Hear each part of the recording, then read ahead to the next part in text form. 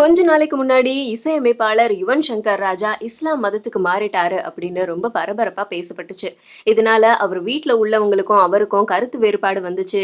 இளையராஜா வீட்டை விட்டு வெளியேறிட்டாரு. இந்த மாதிரியான விஷயங்கள் வெளிவந்தது. கூடவே எனக்கும் எங்க அப்பாவுக்கும் எந்த பிரச்சனையும் இல்ல. வீட்ல கொஞ்சம் பிரச்சனை இருந்தது, எதிர்ப்பு இருந்தது. இருந்தாலும் அது எல்லாமே இப்போ சுமூகமா முடிஞ்சிருச்சு. நாங்க எல்லாரும் ரொம்ப ஹாப்பியா தான் இருக்கோம். நான் இஸ்லாம் மதத்தை பின்பற்றுறேன் அப்படின்னு வெளிப்படையாவே யுவன் சங்கர் ராஜா சொல்லிட்டு இருந்தாரு.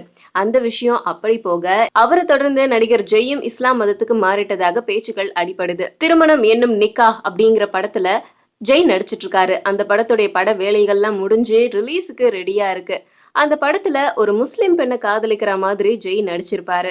அத தொடர்ந்து அந்த படத்துல முஸ்லிம் பெண்ண காதலிக்கிற மாரி நடிச்சாலும், முஸ்லிம் மதத்த பத்தி நெறைய விஷயங்கள் தெரிஞ்சு, அது ரொம்ப பிடிச்சு போயிடுச்சாம் அவருக்கு. அதனால இஸ்லாம் மதத்துல இருக்கிற நெறைய விஷயங்கள பின்பற்ற ஆரம்பிச்சாரு.